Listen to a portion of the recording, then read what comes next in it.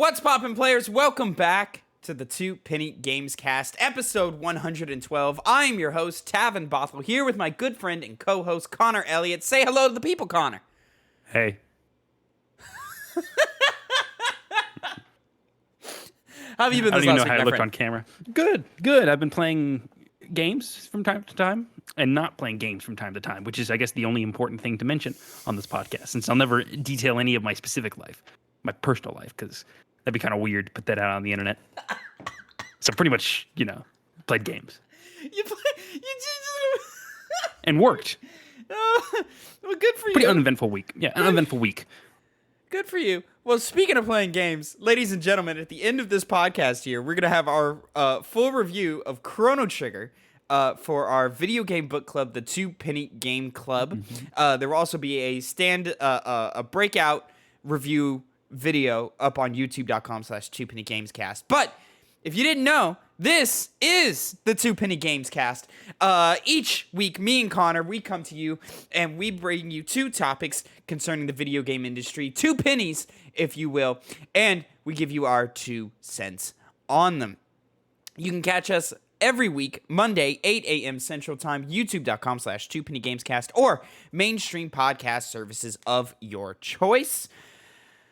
However, if you want to see some gamers have some real gaming moments, well, then you need to hop on over to twitch.tv/2pennygames, in which me and Phil, we trade off and we be streaming games, baby. Every Tuesday, Phil goes live at about 2 p.m. Central Time. Word is, he's going to be playing some Assassin's Creed Valhalla. That's what he was telling me. Was that going to be the truth? Twitch.tv/2pennygames. Find out for yourself. But until then, Connor, let's drop some sense on him. Let's get right into it. First topic of the day, my first penny, Connor. There was some showcases this week. There's a couple. Now, there are reactions on the channel for both major showcases: the Assassin's Creed showcase, which is what we're going to talk about first, and the Marvel and Disney and Marvel games showcase. Excuse me. So I should mention that I don't know if your screen's messing up. Your camera's messing up. It's messing up on my screen. It looks fine to me. Okay, well that's fine then. There you go. But good eye. And then where was I at? The Disney and Marvel games. There are reaction pieces to both of those up right now. We did initially want to react to the full Ubisoft Forward, but it was 2 hours, and so much of it was not necessary. So you just got the Assassin's Creed bit, which was all the interesting things, and that's what we're going to jump into first. So youtube.com/2pennygamescast. Watch me and Phil react to both of those showcases. And Connor, did you watch the Assassin's Creed showcase? No, I did not. I was busy at the time.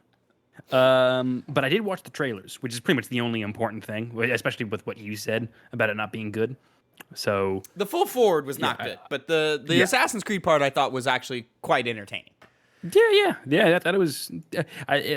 Obviously, the striking thing was its stronger connection to the first game, with its more less open spaced areas and more closed off, your city locales. You're jumping ahead of me here, but I figured I was. Yeah, you're referencing the first game announced, which was Assassin's Creed Mirage, which we've known about forever as a smaller game. We've covered it on this show, where you play as Basim, who is a character from Assassin's Creed Valhalla, and you're getting sort of his origin story as a lowly street thief and growing into a full-fledged assassin. Part of all of that. I think it looks. I think the promise of the game sounds great. The pitch sounds fantastic. Hey, man, Assassin's Creed has been blown up. We've gotten 3 big ol' RPG open worlds, 100-hour games. Let's shrink this back. Let's pull this back. Let's give people, which there's been fan cry out for. Let's pull this back and give people sort of their more traditional Assassin's Creed experience with a focus on stealth, with a focus on assassinations and building up into that. Smaller maps and so forth. So maybe less 100 hours, more 20 hours, hopefully, somewhere around there. I'm with you. That does excite me. At least the idea of it does. They didn't show us any real gameplay or anything. We got some really cool cinematic trailers, which were very nostalgic of the old Assassin's Creed trailers from back in the day. I'm talking like the old Ezio trailers and so forth that were the classic CGI, highly choreographed stuff. All of it was dope and looked really, really good. And I am excited to try that out 2023. Springish, I'm hoping for. That's what all the leaks and all the Jason Schreier articles kept saying. But, maybe we get it more in the summertime, more in, who knows. Mm-hmm. I mean, the leaks seem to be the leaks that came out before this aired seem to be right. So, pretty believable that that other information might be accurate as well. You also never know with game development, though. Things slip and so on and so forth. And especially because we know so little right now, and they're just giving us the full year. That tells me that they're shooting for spring, but they're not confident in it, I would assume. Mm-hmm. Connor, did this got you excited? This was like, oh, that's actually kind of interesting. Let me see what that. How are you feeling about Assassin's Creed Mirage?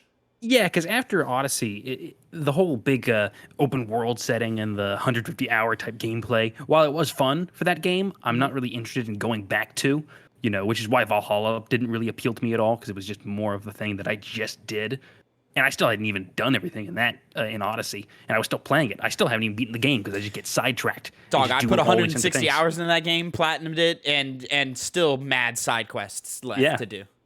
And that's fine, but it is nice to go back to an older time when it was a lot more of a condensed game, definitely shorter, a lot more focused on story elements, keeping you on that path rather than all of these different side quests that you can go on, which maybe they'll keep them. It's just going to be in a, minimized way compared to like Odyssey or Valhalla, which I'm actually very excited for because I also know that a lot of people have fallen off the franchise because it went away from its roots. And so I also see it as a good idea just to bring those people back into the fold while still also probably making those long form Assassin's Creed that people have started getting used to now. So it's a pretty smart move, especially if they're trying to make it a lot larger of a franchise and more expansive than it ever has been in the past with, possibly a live service game coming out, if that's still a thing that could potentially happen. They haven't really said. I'm guessing they didn't say anything. It was very confusing in their messaging, and but to keep it on Mirage for right now, I'm with you. Where like I really liked Origins, but I never beat it, and I adored Odyssey.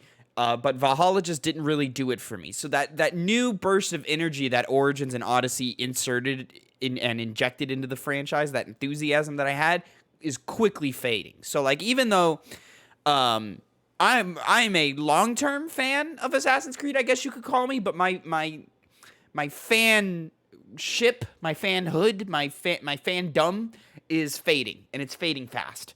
And I'm of the belief those older Assassin's Creed games, they don't hold up. They don't play well. They're very stiff.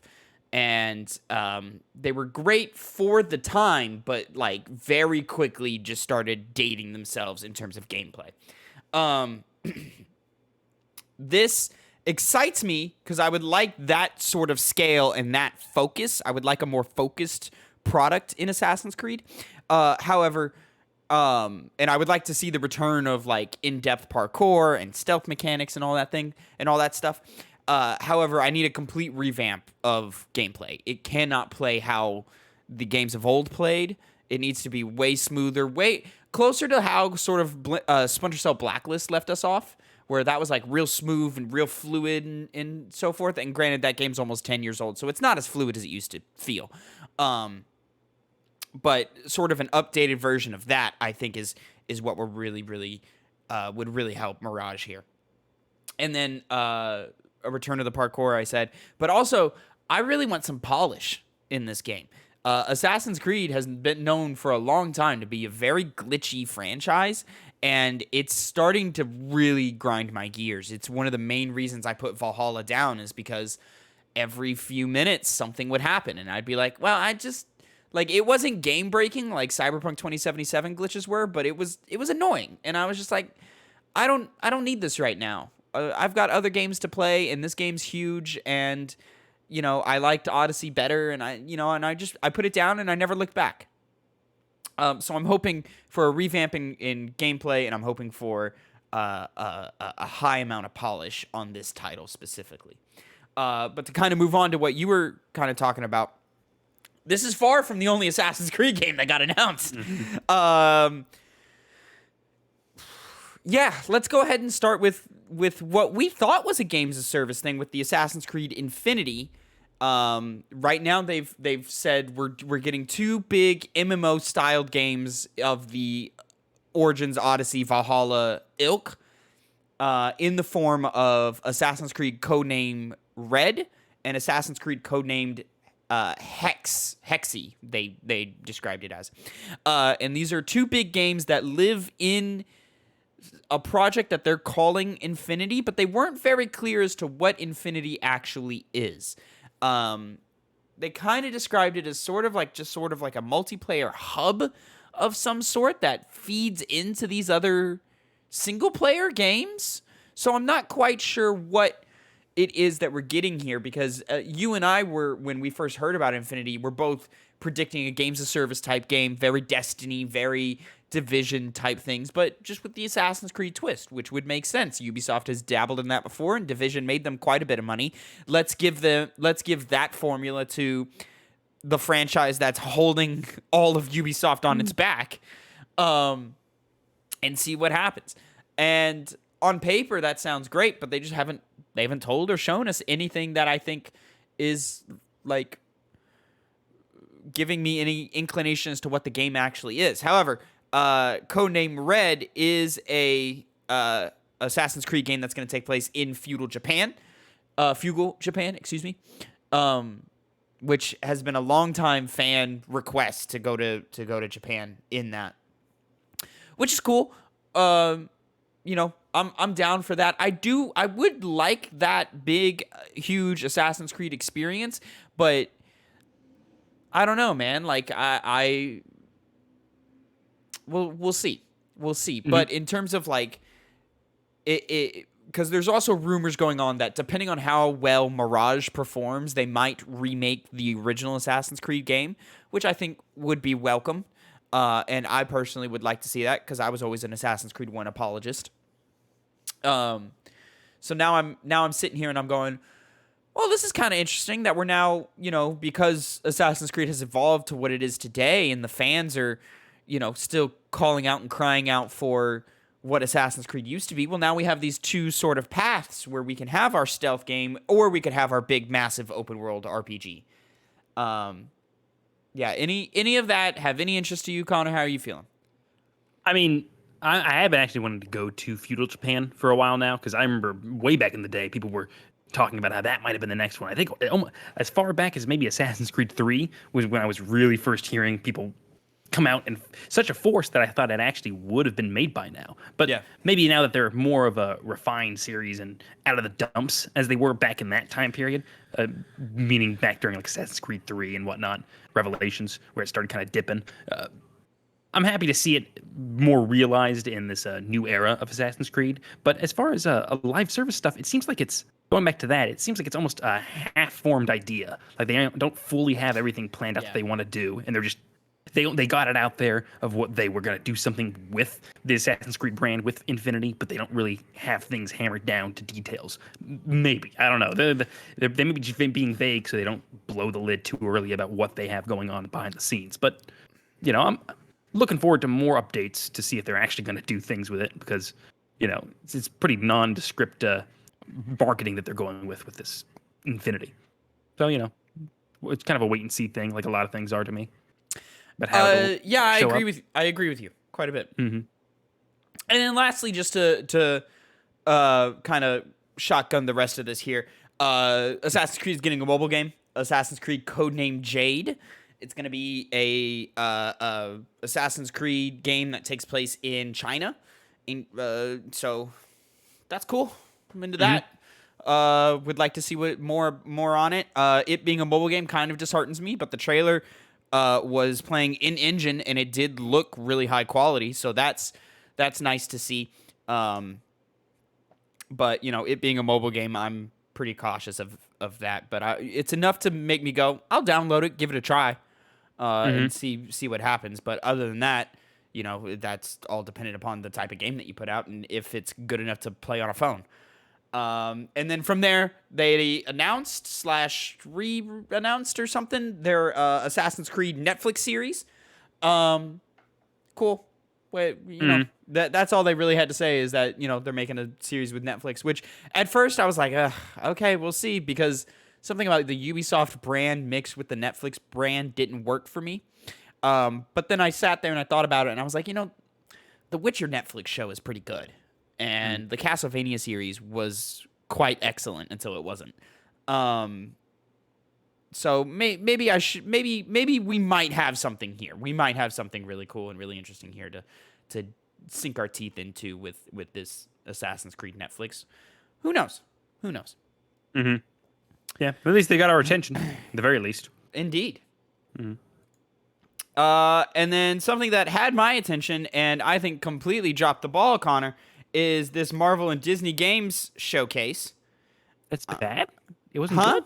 It wasn't good? It's not that it wasn't good. It's just, what did it have here that couldn't have been done in a press release is kind of my feeling here. So this went out and hosted by Kinda Funny's Blessing Adeoye Jr. Shout out to Blessing. He did a great job. Lots of energy. Kept us engaged the whole way through, and I thought he did really good. And he was also hosting panels I saw at D23. That was cool to see. But I've got to actually scrub through the footage here just to remind myself of what happened here, because I don't fully remember. So they kicked off with Bothel Games doing a Tron game, which is cool. Bothel Games, longtime indie dev, prestigious in the industry. So I'm excited to see them, tackle some Tron and do something like that. John Wick Hex, Thomas Was Alone, some other ones that I can't think of off the top of my head. They did a solitaire game a few years ago that people seem to like. So that's all neat and cool and stuff. So they've got, what is it, Tron. Waiting for the splash title here on the trailer. Come on now.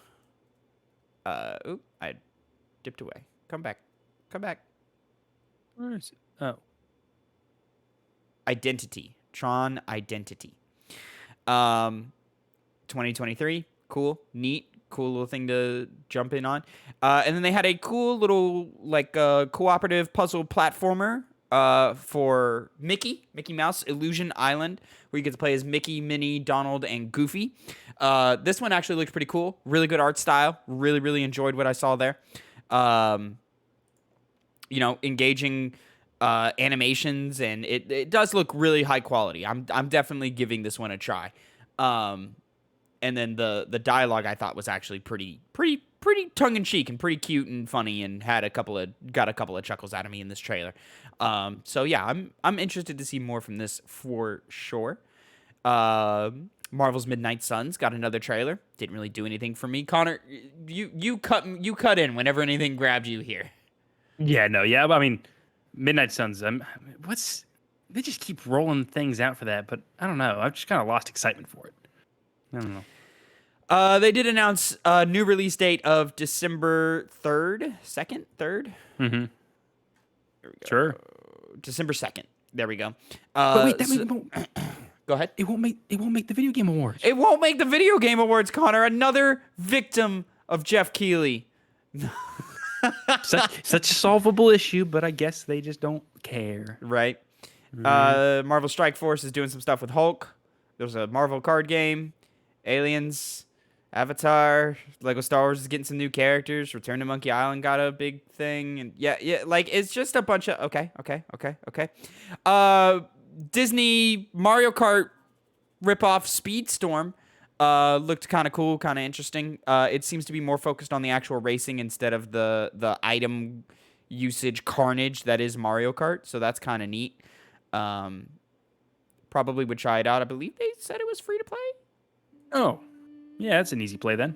Sign up now, speedstorm.com.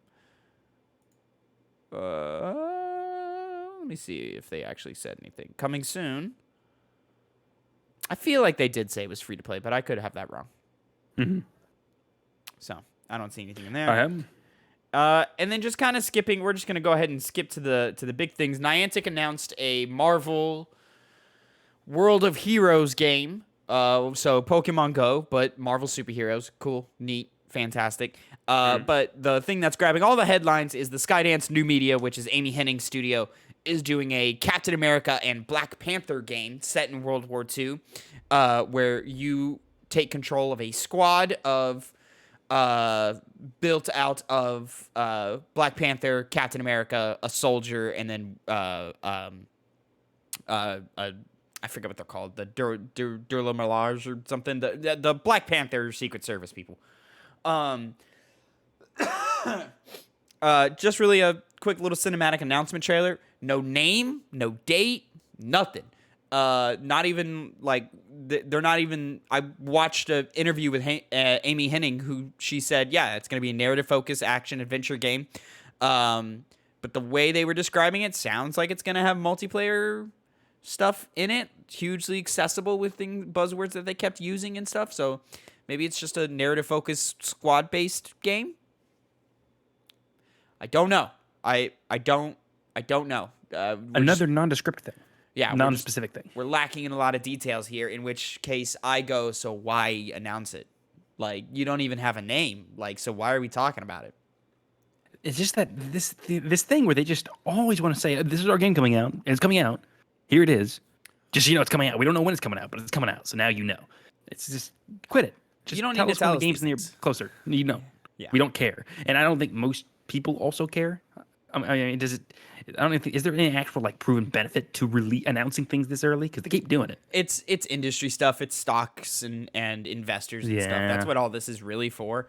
It's not our for world. us, but it's for it's for the business side of things. However, I just think that is a double-edged sword where like eventually announcing all these things early, it gets you a bump for a little while, but that's going to start coming back on you when you have to continuously delay this game, and the conversation starts becoming, when is this thing coming out? But that's really it with the Disney and Marvel Game Showcase. We got a date for Marvel's Midnight Suns. We saw the Mickey Mouse platformer. We saw the Bothel Tron game. There was a mobile game for Avatar. Okay. Whoa. Like, it was a lot of like, okay, I guess. And here's what it really is, Connor, is I feel like I was expecting, and you let me know how you feel about this. I was expecting a lot of slam dunk stuff from this. This is the first Disney and Marvel game showcase. I was expecting real easy things like Jedi Survivor, gameplay maybe, or just another trailer or something, maybe a little bit of both, because that's coming out early next year, and we don't have anything on it except for the announcement trailer. I was expecting announcements of the massive Star Wars game, the people from the Division and what they're doing, something in that ilk, something from the Indiana Jones game by Machine Gun Games, something, maybe some other Marvel stuff. Like there was opportunity here for Spider-Man 2 or Wolverine. It wasn't likely going to happen because Sony probably wants that for their shows. But there was a lot of opportunity here of things we could have seen. And if you go and watch the reaction video, youtube.com/2pennygames, I spend the first 10 minutes kind of laying out the whole field of like, hey man, I'm hoping to see these things. I don't think we'll see other things. Like, I wasn't expecting Kingdom Hearts 4 to be there. It would have been nice if it was, but I wasn't expecting it. And I kind of feel like they didn't take advantage of what they had here. I feel like they could have done more here. Like, they've got a lot of plates spinning. They got a lot of things cooking, and you could have used that to your advantage and made a lot of headlines. I know we just got off of saying, don't announce your games so early, yada yada yada. But if you're gonna do a showcase, then show me something.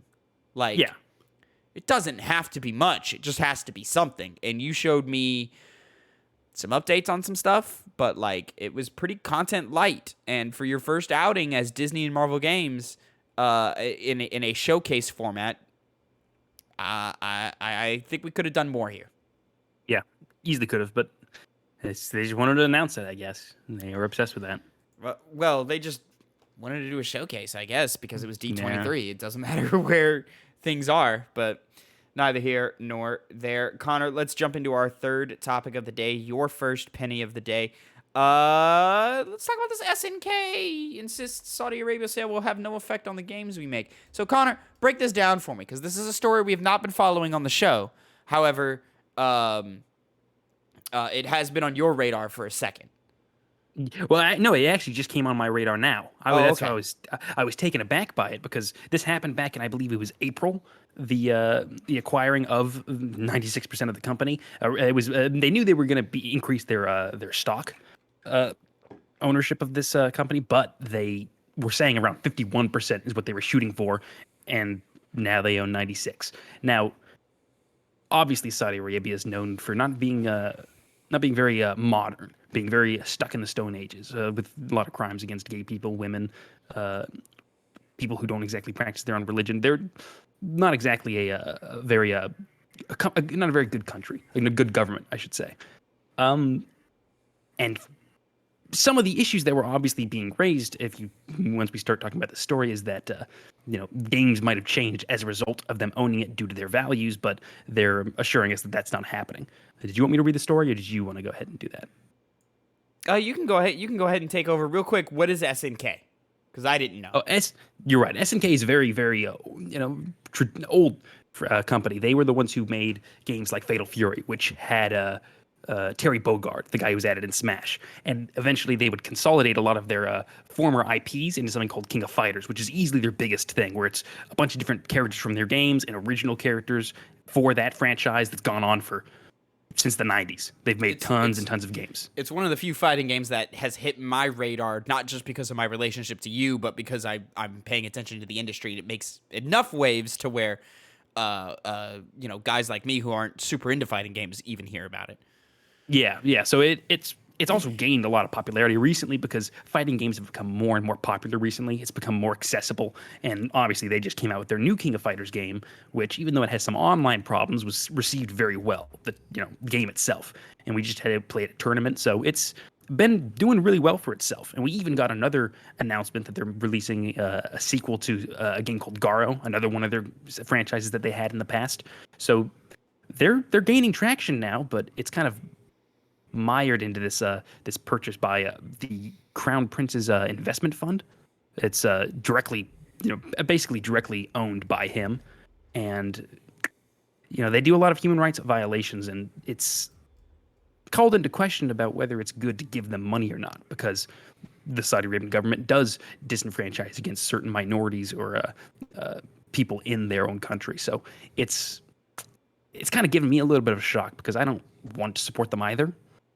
And it's kind of making me hesitant to want to purchase any more future SNK games, because, Saudi Arabia is owning a 96% stock in that company, which granted, I know that happens for some countries. Some, game companies are owned by less reputable groups, but this is 96%. It's not, 20%. It's not 15%. It's a large majority chunk of the company. And that's, makes me more hesitant to want to give them money, despite the fact that the developers obviously don't really have a connection with Saudi Arabia. They just make the games as they've been making them for many years. Marketing hasn't changed as a result of this. The game itself isn't being impacted, but, there are more things. How are the games representation of characters? And diversity. A lot. They have a lot of characters. I mean, yeah, it's literally has not seen any kind of. I wouldn't have known this was happening if I didn't see a story earlier and did a little bit of light research, because it's just. Let's go ahead and dive into this here, man. What do we got? This is a VGC article by Andy Robinson. Did you want to take the lead here? Sure. Let me read it. Go right ahead. All right. SNK lead insists Saudi Arabia sale will have no effect on the games we make. Let me go down to the article. Don't usually do this that much. All right. One of SNK's most senior developers has addressed concern for some fans over the company's majority sale to Saudi Arabia's public investment fund, and insisted it will not affect the content it puts into its games. PIF, which is a sovereign wealth fund chaired by Crown Prince Mohammed bin Salman, has invested in numerous game developers in recent years. That includes this year's purchase of a 5.1% stake in Nintendo, which Nintendo subsequently claimed it first learned about from new reports. 5% stakes in Capcom and Nexon, and billions invested in stock for Activision Blizzard, Electronic Arts, Embracer, and Take-Two. Acclaimed Japanese fighting game studio SNK is unique in that it was nearly totally acquired by the Prince's Fund earlier this year, including the ownership of the Fatal Fury, Metal Slug, and King of Fighters IPs. Saudi Arabia officials have said the investments will help modernize the kingdom, but they have come with negative fallout due to the country's highly criticized human rights abuses. Notably, the Crown Prince has been accused by U.S. intelligence of ordering the brutal murder of journalist Jamal Khashoggi. The country is also engaged in a controversial war in Yemen and has historically cracked down on female activists and homosexuality. The head of Saudi Arabia's gaming investment arm has dismissed such concerns as, quote, older impressions, unquote, of the country. Regardless, its 96% investment in SNK has led to concern from many fans who do not want to support companies owned by the government and those worried that future SNK games could see content restricted, particularly related to LGBT issues and women. Quote, for us, we're focusing on making games. We're not a political company or anything like that, so it doesn't affect us in any way. End quote. Yasuki Oda, the producer and designer behind SNK's biggest series, insisted when asked by VGC about concern around SNK's ownership. Quote, it has no effect on our creative output. We have full freedom on what we want to create, end quote. He added when asked specifically if the company could add an LGBT character to its games, as Guilty Gear Strive recently has. Quote, yeah, I would say honestly, the results speak for themselves. Oda added via a translator. Like, if it were an actual problem, then characters like Shermie probably wouldn't be in the game. Shermie is a female character in the King of Fighters series who occasionally blows kisses before matches towards her rivals. Quote, one thing we would say is that our ownership are generally fans of the IP, and they have been forever. So it's up to us what we want to do as far as creating content goes. SNK's management did not provide additional comment for the story when approached to do so. Saudi Arabia's public investment fund is reportedly central to Crown Prince Mohammed bin Salman's goal of making the Saudi economy less resilient on proceeds from oil. However, it has been accused of attempting to change its reputation via the acquisition of popular brands. In an interview with Axios in March, the CEO of I'll read this part. In an interview with Axios in March, the CEO of PIF's Savvy Gaming Group distanced the company from the government and argued that it had improved opportunities for women. So seems kind of it's lip acquisitions to improve the optics of Saudi Arabia itself. However, it seems to be backfiring onto these game development studios who are now having to put out statements and put out fires and stuff. These statements mean nothing. In all truth of the matter, if Saudi Arabia or whoever owns or whoever's overlooking that branch decides to push those companies into a certain direction, they do have to go into that direction because they're owned by these people. And then it's on the devs from there to be like, all right, we're cool, and back out and form something else, or just kind of buckle under that pressure, because, and that's not an easy decision to make. It's job security, it's a career, it's companies and IPs and characters that, these artists have developed bonds with. So it's not an easy thing to just be like, all right, I'm out. But it's just a tricky balance of like, all right, now we're gonna have to look back in 5, 6, 7 years and see if we see the things we want to see in this game. Mm-hmm. Yeah, it's I definitely feel for the developers here because obviously they didn't. They don't choose this kind of stuff. It's completely beyond their reach, and they obviously aren't getting impacted by it. They're not changing anything as a result of it. Really, the criticism should be focused on Saudi Arabia. But despite all of that, they own 96% of the company now. So money going there is going to the big cut is going to those people. Yeah. Regardless of what the developers intend or what they want, unfortunately, they're caught in limbo in this situation. They can't really do anything about it. I should also mention, by the way, they said they had made advancements for women. One of the big ones that's been drawn to that they did recently in Saudi Arabia, and it was the Crown Prince that pushed this law to be made to where women are allowed to drive, because originally they weren't allowed to. But to my I'm not very up to date on the exact specifics of law, but even though that is a good thing for women in Saudi Arabia, I don't think they're allowed to really, own homes or not own homes. I don't know. They're still obviously disenfranchised. Can't give details right now, but some people have pointed to that as kind of like just a token gesture of, oh, see, we're being more modern with women, and so we're not as bad as we once were. But then also you have them murdering a journalist that just said some unsavory things about that same crown prince. So you can't really trust much that comes out of his mouth when he's doing things like that and not doing anything else to help women be more free in that country. I remembered one specific situation, just to paint a bigger picture. There were a couple of women's rights activists that were just for posting on social media were sentenced to prison for like 45 years or some ridiculous amount of time just for posting on social media. And even though the crown prince could have drawn attention to it or done something about it, he just didn't. And those kinds of things still go on. And just because women can drive doesn't make that any better. So it's that last bit by the people from what company was it? His investment fund. It's not true. Just so that needed to write that home. PIF is what? What is PIF here? The Public Investment Fund of for Saudi Arabia's gaming group distanced the company from the government and argued it had improved opportunities for women. Well, the gaming group is saying they improved opportunities, not the country. I see. Yeah. I was mistaken then. Either way, though, it's still intrinsically tied to Saudi Arabia. That's kind of a you bring up lots of great points, and it's things that we should, as gamers, be aware about, especially because it's for people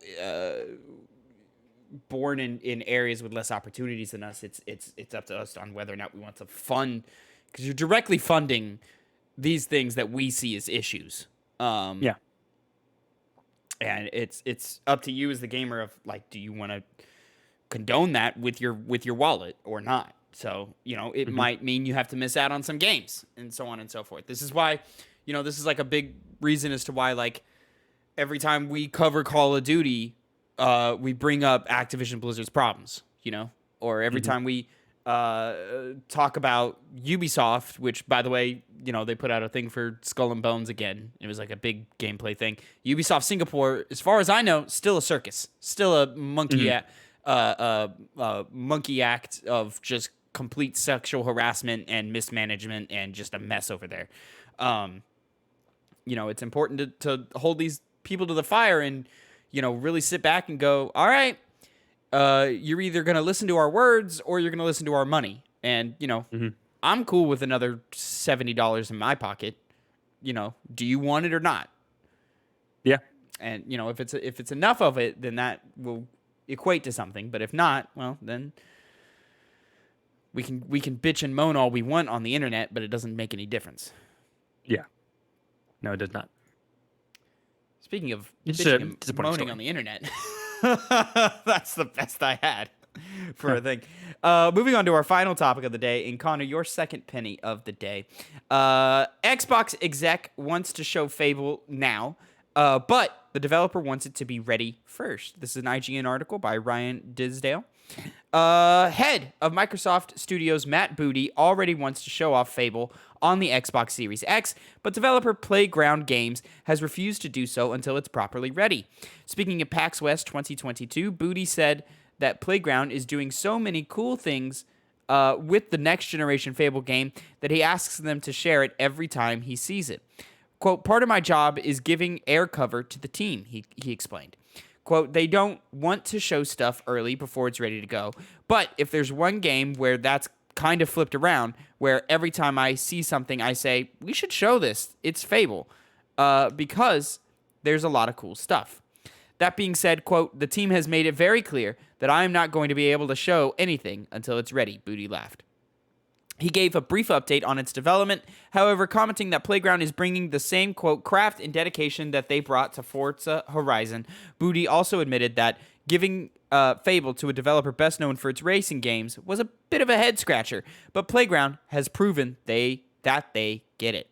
No indication was given as to when fans can expect to see more of the legendary fantasy franchise, but it's certainly been a long wait so far.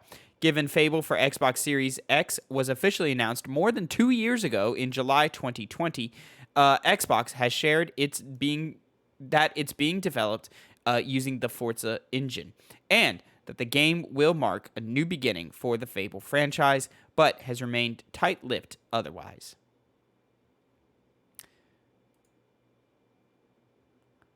Well, I see Connor, this I as have a a question. developer win.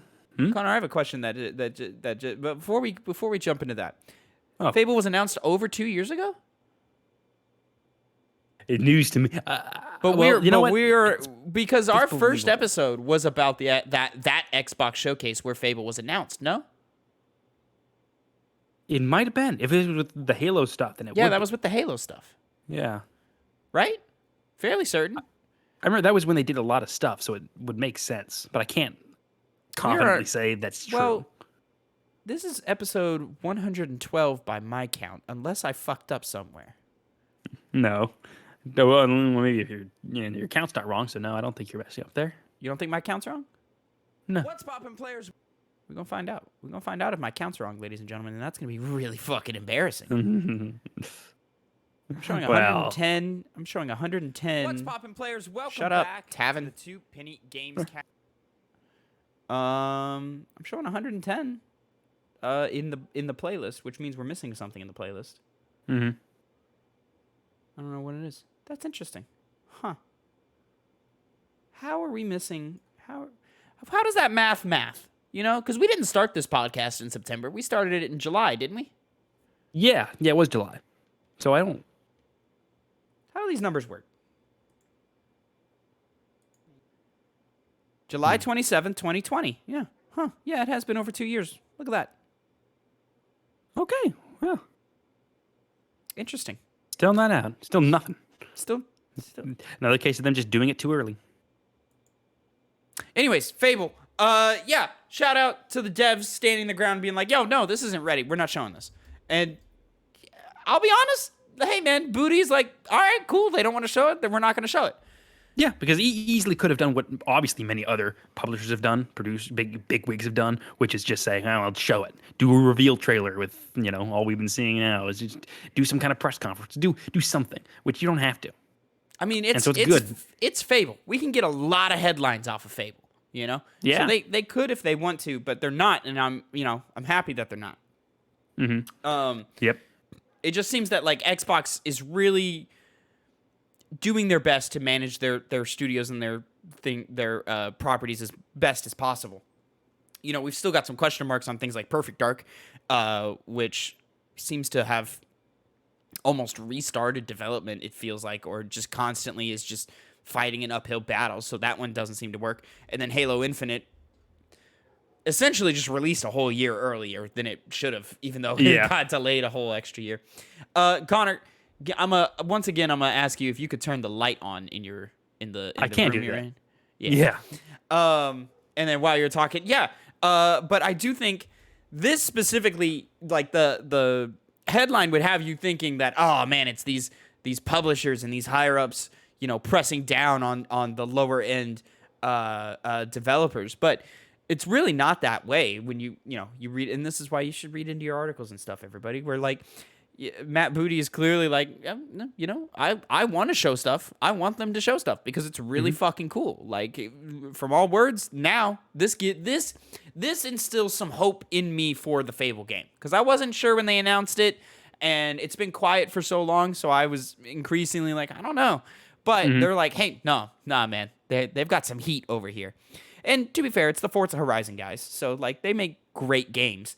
It's just a very different. It's a bit of a turn from what we're used to with this studio. But if they've got the sauce, they've got the sauce.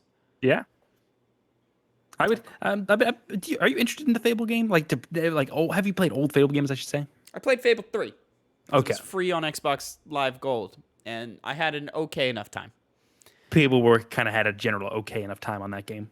2 is the one people always cry is amazing. Which, watching my brother play it, because I never actually played a Fable game, but I did see my brother play through all of 2 and 3. And I'd like to hop on board. I'm hoping they come up with something soon, or because it's been obviously in the works for a while, and people have been wanting it for a long time. Because I remember they did that. Did that asymmetrical Fable game come out, or did that never come out? There was like one where someone was playing a villain and there were like 3 heroes. I remember that was having gameplay and it was having content talked about a while ago, but I don't think I ever remember anything coming from it. Or maybe it did. And it just went under my radar. I don't recall what you're talking about. Oh. I do not recall what you're talking about. There was a Kinect game. I know that much. As far as I know, that was the last thing. Maybe or it was an asymmetrical thing, or was it like a? Oh, this is. I want to say there was almost Oh. like an RTS game or something. It was Fable Legends, and it was canceled. I do remember that. I remember that. I remember that title, and I remember it being canceled. Yes, but I could not tell you anything about it. Yeah. Ugh. Yeah, Connor, not look at much us. since Look at Fable. us starting to stick around long enough to like start recalling things. Good for I know, us. right? High five. Anyways, Connor, that's about it for the news this week. And this is where we usually would have our what do we call this? This is usually what we have what we've been playing segment, but it is the second episode because we delayed it a week. But it's supposed to be the first of the month, so we're doing our 2 penny game club. So if you're listening to the podcast feed, don't go anywhere. Don't go anywhere. I'm about to re-intro the game club real quick for the breakout review of Chrono Trigger. So stick around for that in 3, 2.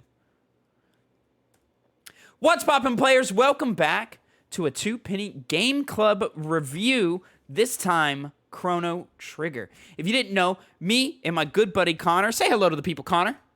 Hello. Hello. Hello. He likes the monotone intros, ladies and gentlemen. Me and my good buddy Connor here, we go back into the annals of our backlog, and we pick up a video game and we play it over the course of a month. At the end of that month, we regroup, we give you a full-fledged review, and then just for fun times, we like to rank them against each other, because who doesn't like a good ranking to just form the ultimate video game list, the top tiered list. Yes. Yes. Anyways, we had previously done. Wait, Go I'm ahead. sorry. I just have to say that I am so dedicated Oh God. to this comprehensive list that I will play any game that we decide, and I play it all the way through. You can get that from the Connor guarantee. I had to start this game over halfway through. He did have to start it over. That's part of the reason why we're late, is because he had to start over, and we'll get to that. Anyways, ladies and gentlemen, we've reviewed The Last of Us. List. I have respect for this list. We've reviewed. I feel so passionate. I feel so passionately about it, Tavin. I feel so passionate. I just had to say that. Are you I'm done? happy that we're consistent. Yes. Are you done? Yes. Okay, great. We reviewed The Last of Us. We reviewed Resident Evil 4. And currently, they live in that order. Number 1, Last of Us. Number 2, Resident Evil 4. This month, we are reviewing, yes, that's right, ladies and gentlemen, Chrono Trigger. So, Connor, you have played Chrono Trigger before. This was my first time playing Chrono Trigger. I played it on the PlayStation Vita with a PlayStation 1 Classics port. Let me tell you what, I wish I didn't play it on the Vita. Was it those load times? Long load times. Lots of staring at a black screen. Anyways, so yes, let's go ahead and get it out here since you wanted to make it a big thing. I didn't finish my playthrough. You didn't? I didn't. I didn't. I am 17 hours deep into a playthrough right now. 16, 17 hours, somewhere around there. So, for all intents and purposes, all right, fuckhead. For all intents and purposes, I've played this game. I know what it is. I know the systems. I know the things. Did I see the end of the story? No. Did I beat every boss? No. I did. All right. But I played a majority of the game. What do you want from me? You know, I played. I will give you the concession. You did get to a certain point where I think you can give a good enough estimate of the game, though it is inferior to my estimate of the game. Like, I've seen every era of time. Right? But you didn't see all the plot points. I didn't see the plot points. All right, but I watched a YouTube video of a plot recap and stuff, so forth. So let me go ahead. Let me get all my shit out the way, and then we can let the real reviewer who finished the game practically played it twice in the last month. And he can get all the good thoughts out. Overall, I think Chrono Trigger is a really good game. I think its systems are well balanced. I think its battles are fun. I think its characters are charismatic. I think the game as a whole is very tongue-in-cheek and fun and charismatic as a whole. I think its art style is pretty solid. It's old, but that's expected. I think its music never becomes grating. I wish there was more of it sometimes, and sometimes I wish there was less of it. Specifically, the Magus Castle music is not great. That's probably the worst track, and it's very grating, and I didn't like that track, and you spent a long time in Magus's Castle. But... Well, if you're bad at it. No, if you're bad at it, there's 3 or 4 bosses in that castle, Connor. No, you fucking asshole. I'll have you know I didn't die once in that castle. Not once. I did. Anyways. I think overall the game does have fun and charm, and if you're one of the if you're like someone who does enjoy classic JRPGs, you will enjoy this one a lot. Mm-hmm. However, I just couldn't sink my teeth into it. I was never having a bad time playing it until an hour ago when I decided to put it down because we delayed recording for like an hour so that I could try and finish it. And if I dedicated another 2 hours, I could probably knock it out. But I got to the twin golem, or the twin, what are they called? The golem twins, something like that. Mm-hmm. And I'm underleveled, and they just wiped the floor with me, and I'm like, you know what? I'm good. I've played enough. I know what this game is. Connor beat it, so I'll let him have the definitive opinion here for this Gamecast, and I'll do my best in the future to never let this happen again. It is an older game. Most definitely. It's an older game. And I found myself feeling... I've just felt more often than not this game is very tedious. Just so many battles after battle after battle, and so many of them feel meaningless. Obviously, they're not, because I ended up being underleveled. I probably should have battled more.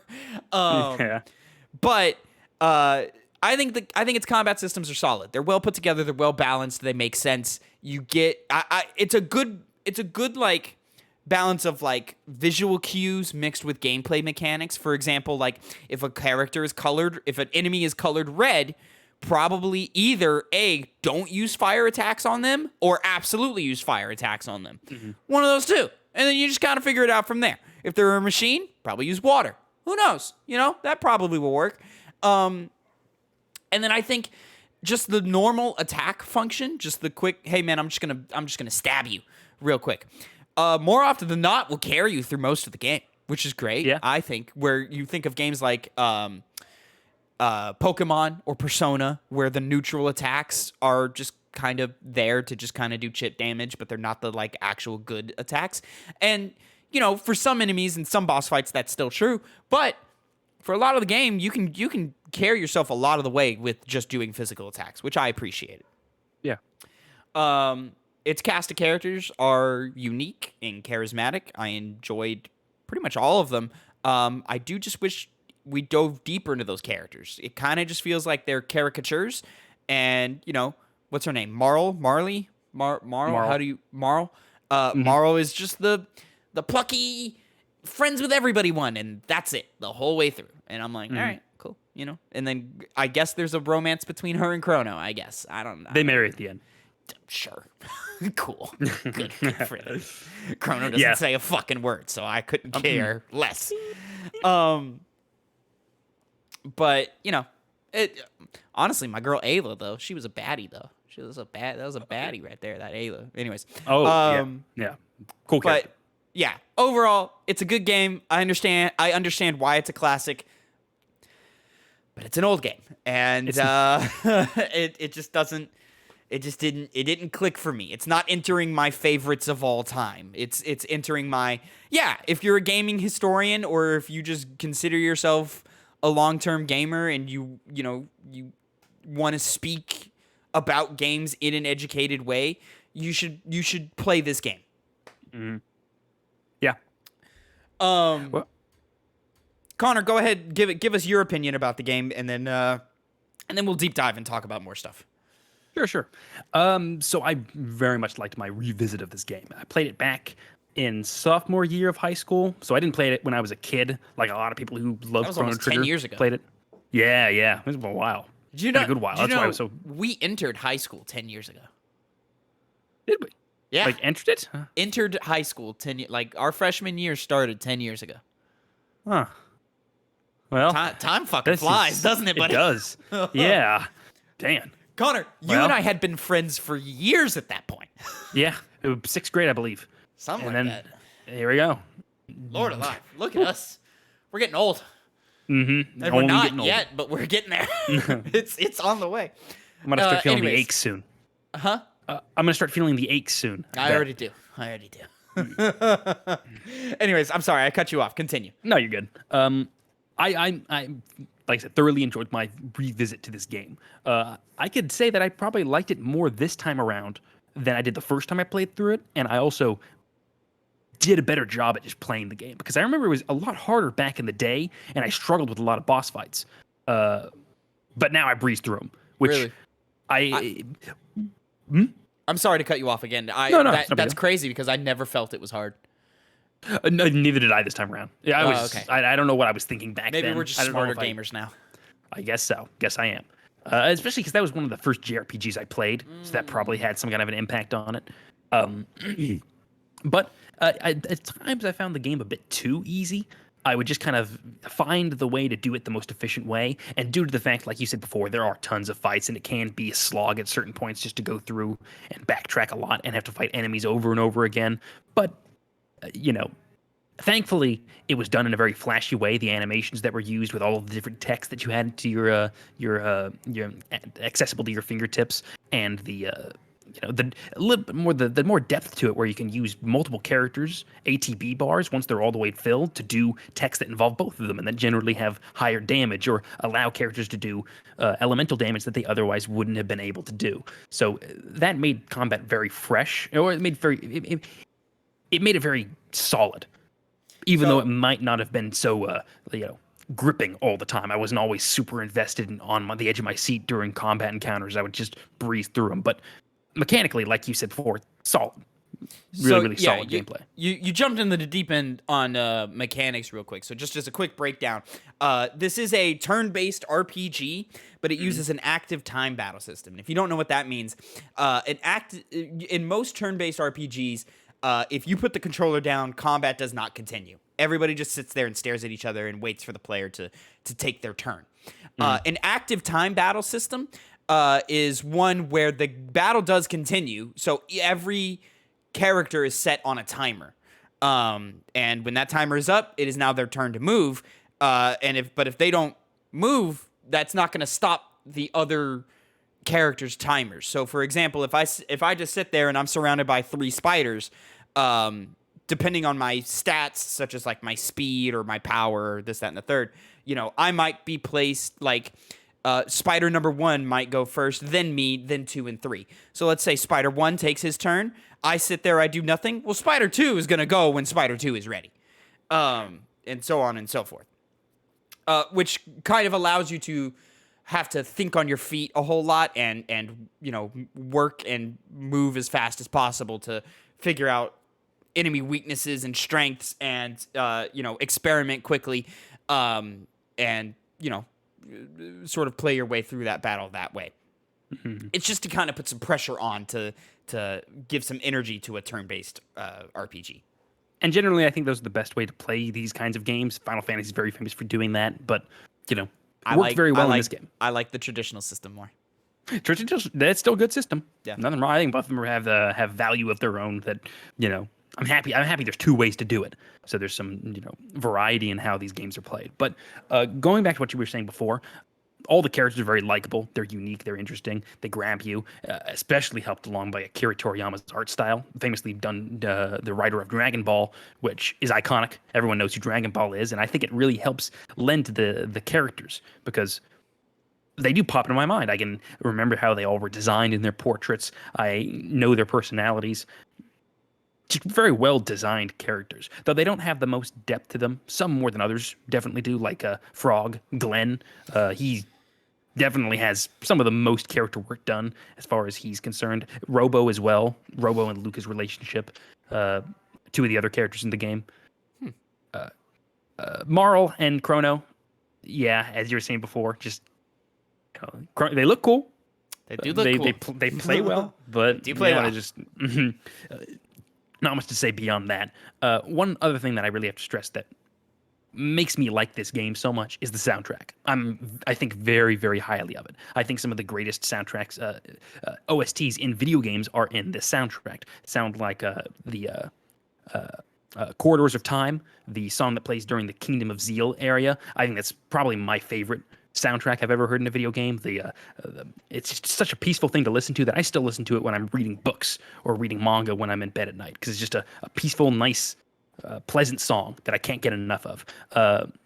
Magus's theme, the battle theme that that plays when you fight him, it's Epic. great.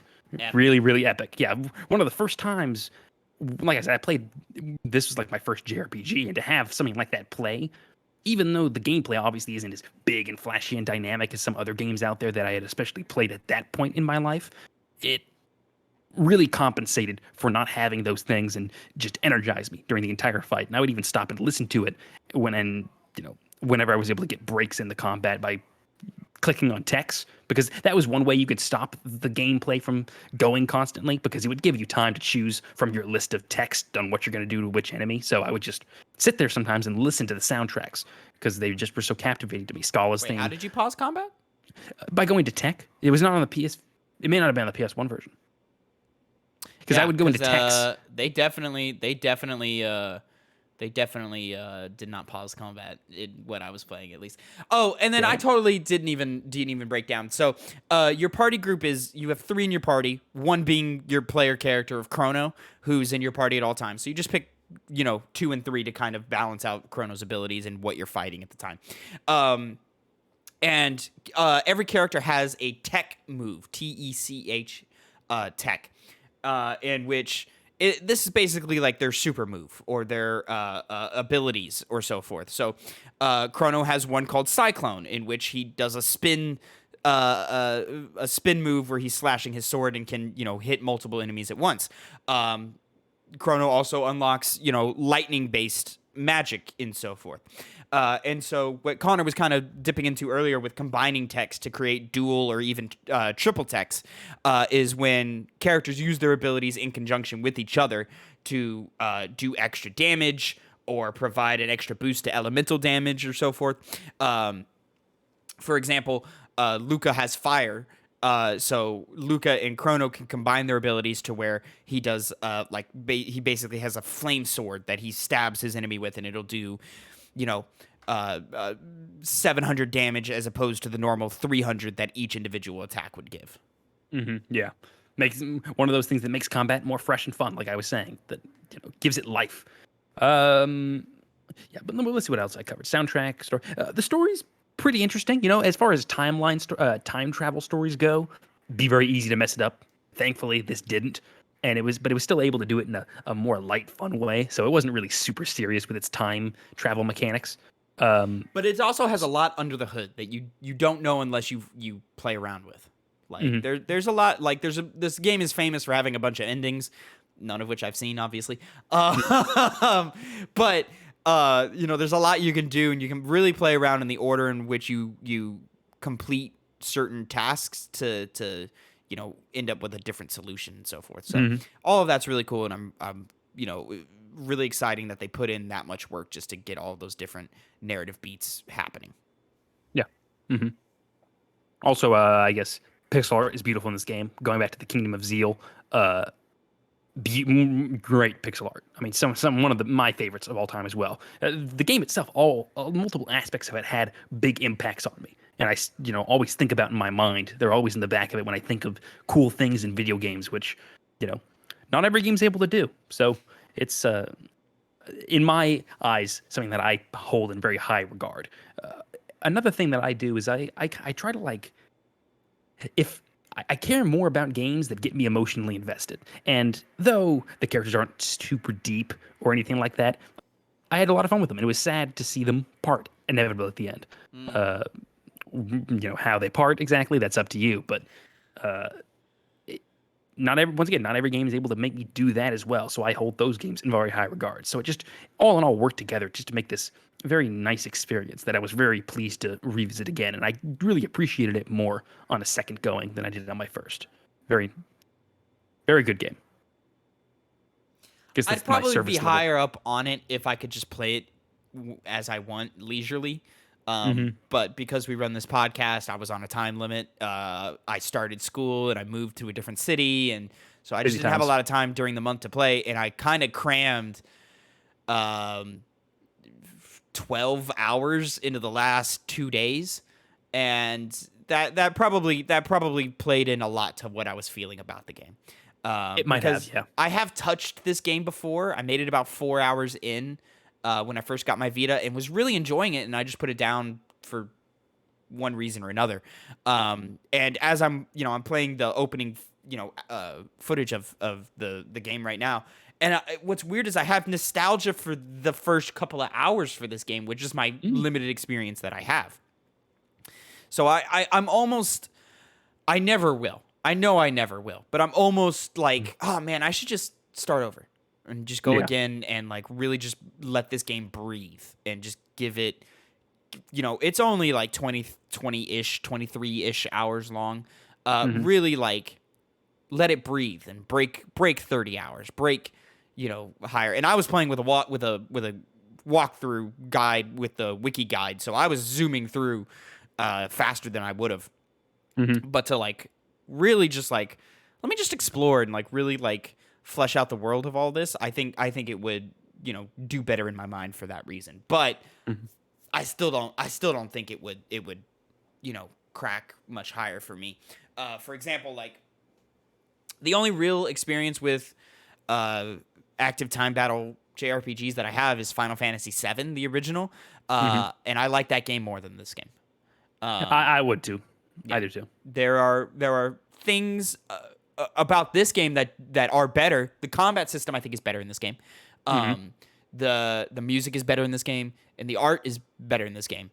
But it's just something about the sum of its parts that puts Final Fantasy VII above this one to me. And it might be the story. With it 7 continuously dives into the psychosis of its characters. And it has dramatic events that you care about. Whereas this one, it's like, we're playing around for a little bit. We're being introduced to characters, and each character or some characters have tragic backstories, and some don't, and some are just fun, and some are tragic or whatever. But once you get introduced to them, their characters don't really progress from there. Whereas like Barrett becomes the leader he always wants to be. Tifa and Cloud fall in love. Aerith dies. And there's just more. I feel like there was more excitement and more building into the climax of Final Fantasy VII than what I was feeling in the build up to the climax of ChronoTrigger. And I think part of it is they're so caught up in having their time traveling romp, and they try to give like a plot to each era of time that you visit.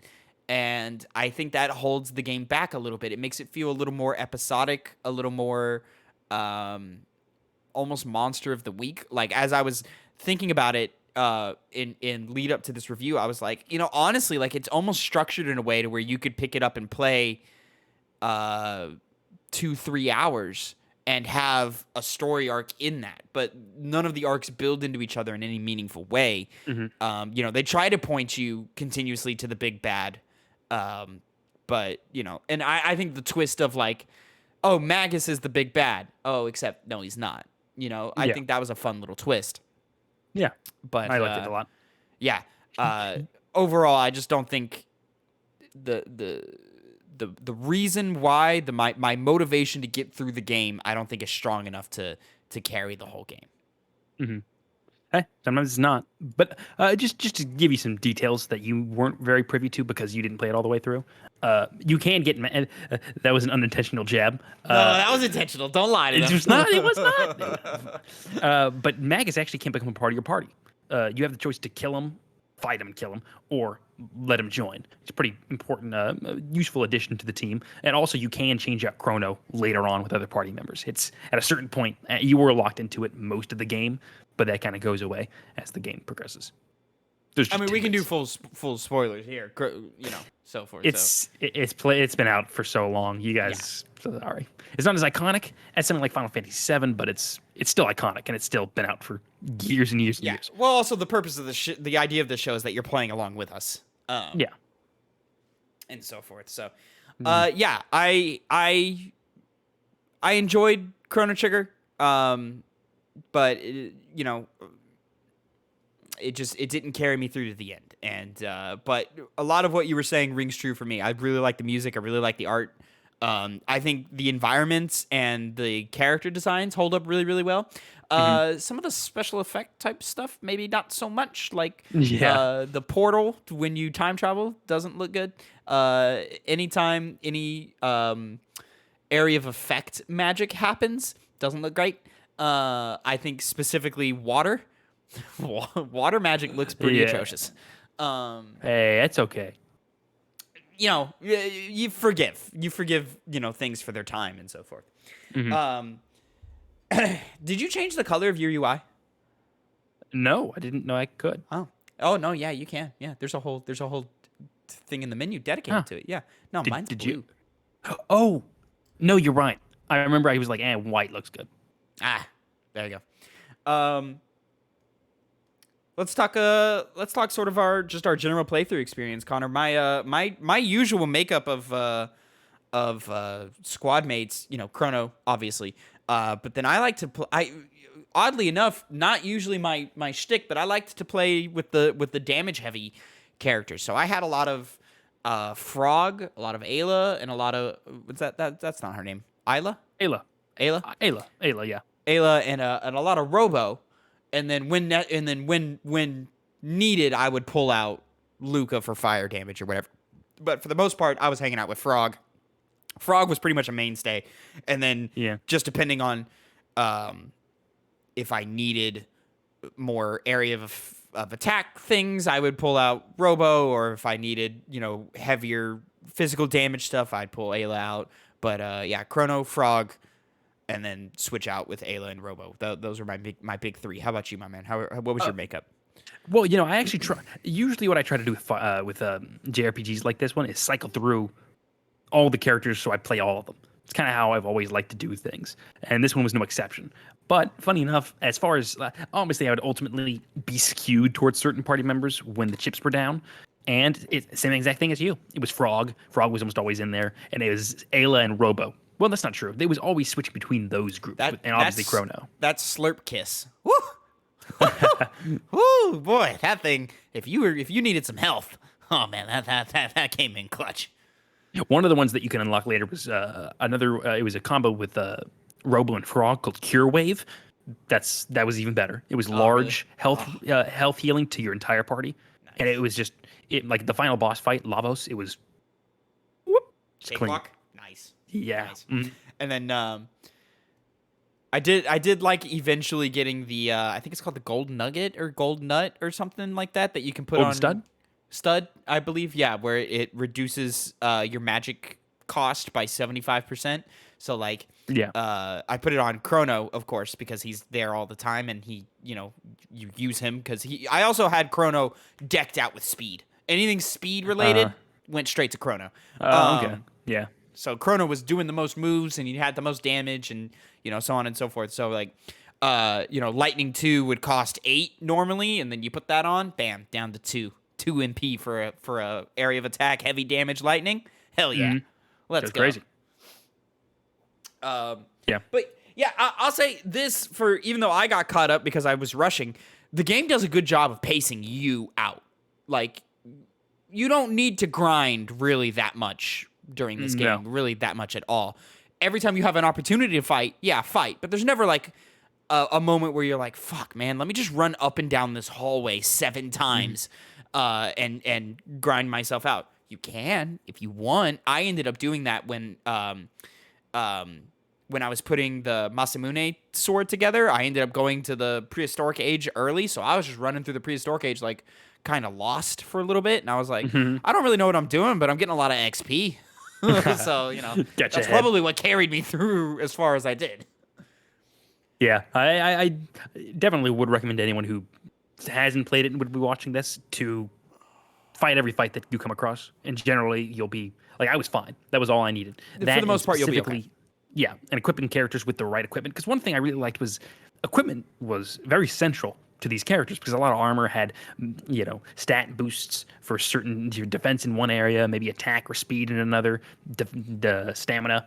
Then other times later in the game, you get armor that eliminates status ailments or the ability to get them. So status ailments really do affect you a lot in this game, which I did like because it's one of the big ways that enemies can get you to put me die. to sleep every goddamn minute. For me, it was confuse. They just kept me, and that was kind of Confuse would get annoying too. Yeah, especially when it'd be nice when they got confused and they would attack the enemy, but when they attacked me, I didn't really like it all that much. So, yeah, that happened a lot. But there's, as you were saying before, like the Golden Stud, I put that on Magus, and he has basically his entire shtick is spells because he can cast Lightning 2, Fire 2, Ice 2, and then like Dark ones. Holy shit! Yeah, and then he has a bunch of dark ones that are like he has some of the better spells in the game, and they cost like 5 and 3, and I'm just throwing them out there doing damage to everybody. So it was nice to opt. And I put the Wrath Band ultimately on Chrono, which allows for an 80% counter rate. So all the small fries that would do damage would mixed in with the big heavy enemies because generally they would do that a lot would just get annihilated because they do 30 damage to Chrono and then he'd jump in, and because I had at the end of the game had a weapon that increased the crit rate would basically would crit heavily almost every single time he did a counter attack, which was 80% of the times he got hit. So it Connor, really what made did for you cool play on? character crafting. I started on my PC and then it failed. And then it failed. failed. It just broke. Damn, Steam. They don't suck, but So then you had damn it, my phone. you- I oh, played you on played on my your phone. phone. I How's it on connected your my phone? PS5. Well, that's what I played on back in the day, and the controls I remember were very, very aggravating. Maybe that's combat. It worked really well. The touch was, you were able to do things even quicker than you would with a controller. So that was a positive. Yeah. Oh yeah, you're going quick, but especially at a certain point of the game where you have to walk carefully. It was like one of the most hellish experiences in video. You never got to it. One of the most hellish experiences in video games that I ever experienced. It was just because going into the phone, it's not accurate enough. It really is not. It's able to get you where you need to go. But in those accurate moments, I was stuck on that moment, which this time around did on my first try. The first time I did it back in the day, I was in that for like 10 minutes. And I was getting aggravated, almost angrier than I do for the hardest boss in a Souls game. I was getting infuriated. That's nuts. So, oh my god, it's terrible. So what did you end up? When your Steam version failed? What did you end up doing? I did my Unless phone, and okay. I connected my PS5 controller through Bluetooth to the controller, so to the phone. So I had a good gaming experience at the end of the day. Interesting. And I have a big screen phone, so it was able to show a lot of the game. So thankfully, it wasn't as bad as it could have been. But it was annoying that I couldn't play it all the way through on Steam, as opposed to the phone, which I already played it through back in the day, and I wanted to do it in a new way, but that didn't pan out. So at least I enjoyed my experience, though.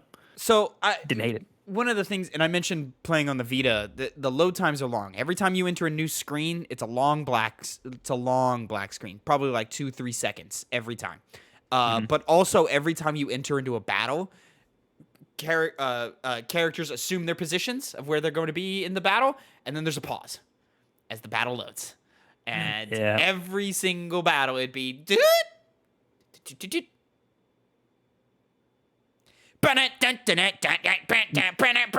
I'm sitting there, I'm like, oh, fuck, man.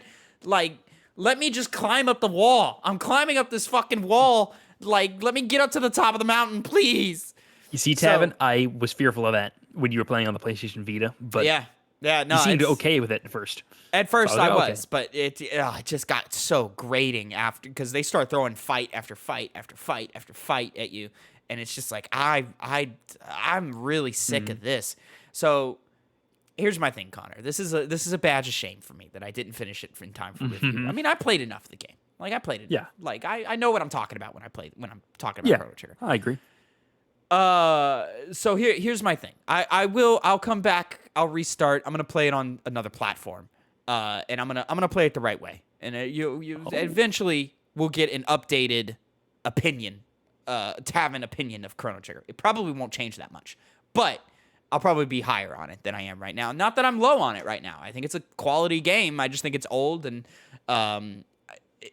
unless you want to, it is not. I don't think Chrono Trigger is a must-play video game. Oh, okay. I think it's a if you have interest, absolutely go play it. You'll have a great time. If you just like JRPGs, absolutely go play it. You'll have a great time. If you like playing just games of old, absolutely go play it. You'll have a great time. But if you're just a modern gamer who, wants to, get his feet wet and, say that you've, got, you probably like, if you want to talk about video games from an educated perspective, Chrono Trigger is a must play. So like guys like you and me, guys like you and I should touch Chrono Trigger and play Chrono Trigger and know what Chrono Trigger's about. I don't think you need to get to the end. I didn't. And I'll be honest, I got 5 hours in and I was like, okay, I know what this game is about. Like, I get it. Like, now at 5 hours, you haven't seen the breadth of the game, but you've got a good idea. It's enough to be like, all right, I touched Chrono Trigger. I played it. I gave it a try. Like, and so Experienced it. Yeah. But, I'm gonna, I don't have time before the end of the year to beat it before the end of the year, Connor. But I'll come back. I'll start over and I'll play it stem to stern. Very well. There we go. On a different platform though, not the PlayStation Vita, because the load times are driving me fucking insane. Yeah, you wouldn't want to do that. No, Maybe come on Switch. Huh? Yeah. I know. Anyways, a lot of people seem to like the DS remake of it. Yeah, oh yeah, that's considered by a lot of people to be the best way to play it. So, I might, without owning a DS, I might find a way to play that version. But anyways, neither here nor there. Connor, anything else you want to talk about with Chrono Trigger? Any big plot moments or anything that you wanna say spoke to you or anything? Or the only thing I really want to say discuss, I should say, is where does it place on the list? That's a great question, Connor. Now, after today's episode, I'm gonna have like a nice little image breakdown of a list. But right now, we've only got 2 entries. This is gonna be our third. So right now, we have Last of Us #1, Resident Evil 4 #2, Chrono Trigger. Where does Chrono Trigger go? Well, let's hear your thoughts. Because I was gonna defer to you first. Okay, well, Tavin. Yeah. I believe you had a thought of what I was going to choose. Mm-hmm. I am placing it in the #1 position of the video game list. Oh, Jesus Christ! Oh, that is. I thought you were going #2. Well, the worst part is that my satisfaction was not earned because it is in my #2 spot. I thought you thought that I was going to put it #1 and you were going to be upset about that. No. Oh. Well, then I would have been like, are you fucking kidding me? The Last of Okay. Us? Well, in that case, you guessed right. It is in my #2 spot. There now, it is. I should mention, it was not a easy win. It wasn't like that was an obvious choice. Like I said before, In terms of I what? had What was not easy? deciding which one Was it which one hard? Was it harder to put it over RE4 or under The Last of Us? Which one? under The Last of Us. Under The Last RE4 was definitely over the Resident Evil 4. No disrespect to that game, but it wasn't as good in my eyes. One of the reasons why I ended up putting it in my second spot and it almost beating out The Last of Us is because, as I said earlier, I kind of have that. I like to feel when I'm playing a video game. I don't like to, which on my replay of Last of Us, I obviously put it in my #1 spot. Which, even though it's only it was the first game we made, and now this is only the third game that we're putting on the list. Maybe it's not the highest bar when compared with that, but I do hold that game in very high regard as well. And ultimately, a lot of the aspects of Last of Us are superior to that of Chrono Trigger, which is why I ended up putting it over it, such as combat, for example. I always enjoyed. 1996 game versus 2013. So it's Yeah, of course. But I mean, I obviously like the Chrono Trigger music more than The Last of Us. I enjoyed the art style. The characters themselves were just based on design and based on how they were presented. Not presented, but how they were designed was very memorable, and they're a lot more striking than the characters in Last of Us. Which, granted, Last of Us characters are normal people. They're not supposed to look, flashy or special, and I wouldn't want them to. But, that stuck in my mind a lot. But the big reason why I was considering possibly putting it over Last of Us was I had that emotional connection with the game, which I still do with Last of Us, but it was not as much so upon my replay. When I finished Last of Us, I was like, still an amazing masterpiece of a game. And I still believe that to this day. But Chrono Trigger, I actually felt sad to see it end. And, that means a lot to me, but not enough for me to not put it at the number one position. Though, I should specify the things that I liked more about Last of Us that put it over it also was, like I said, the gameplay was more fun in general. Chrono Trigger, even though it's more well designed, I would say, than The Last of Us. It does a lot more interesting things. It would feel like I'm, trying to get through, like I said, combat encounters as efficiently as possible, and it kind of just became, hammering nails. I did enjoy the boss fights a lot.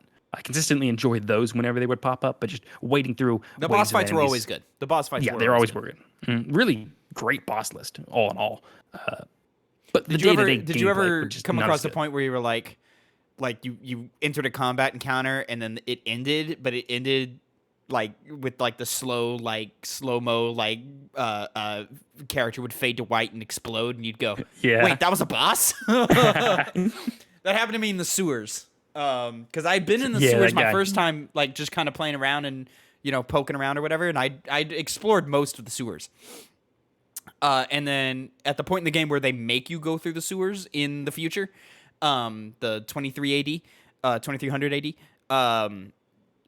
I guess I just found a new corner where I didn't explore before, and they were like, "Oh, the intruders, they're here!" And they started fighting me, and I one-hit everything, and then the giant slug exploded, and I went, I guess that was a boss fight. Yeah, that was, I don't think should have been a boss fight. It was fine. It wasn't, it was memorable because of that little intro cutscene and because it was so easy to beat. Yeah. I was in that same. I knew he was a boss just because of the music, but yeah, something just. Oh, he was a boss. Didn't know. So where do you rank it, Tavin? This is a good question, Connor. And this conversation that if you had asked me 2 hours ago when I was hot, I was a little upset. I was irritated and I was fed up. I was done with Chrono Trigger. But as we've been talking about it, having an objective conversation, having an educated conversation, and just, discussing highs and lows of the game.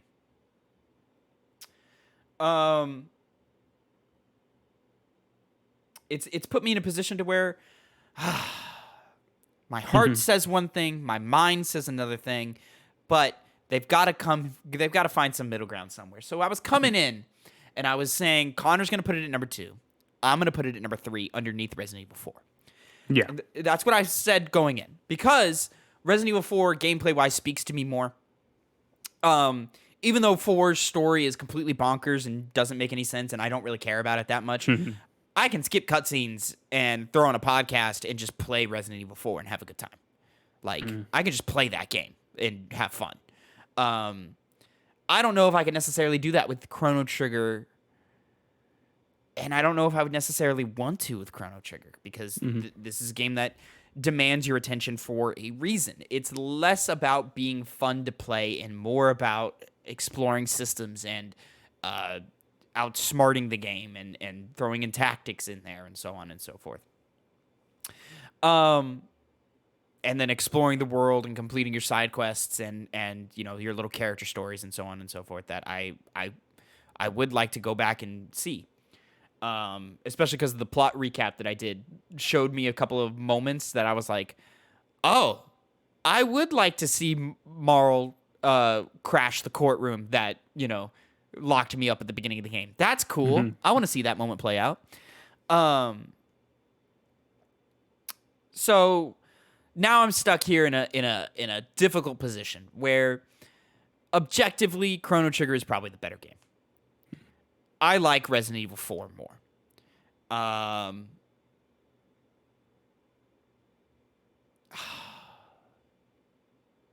So here's where when I started this tangent of where was I going to put the game, I was still when I started it.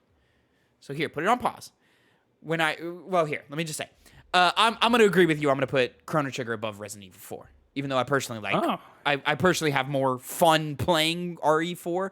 I do think Chrono Trigger is the better game. I think The Last of Us stomps this game out, and it's a lot of like apples and oranges here. There's 20 years time difference between the two games. They're two completely different genres. One genre didn't even exist when this game came out. So you can't exactly do that to it. So that's not a fair comparison. But I think The Last of Us is absolutely just stem to stern a better game than this. Not to take away from this. No. So I'm gonna agree, and it's gonna be the new number 2. Really? Okay. Yeah. Still consistent. And same. Yeah. And then what my initial idea is when we first pitched the show, we had talked about, hey man, we're gonna do this. If there's ever a tie between the two of us, we'll just flip a coin. However, if there was a tie here, where it's like if I was to make a case for this to be at number 3, and you were to make a case for it to be number 2, I didn't beat the game.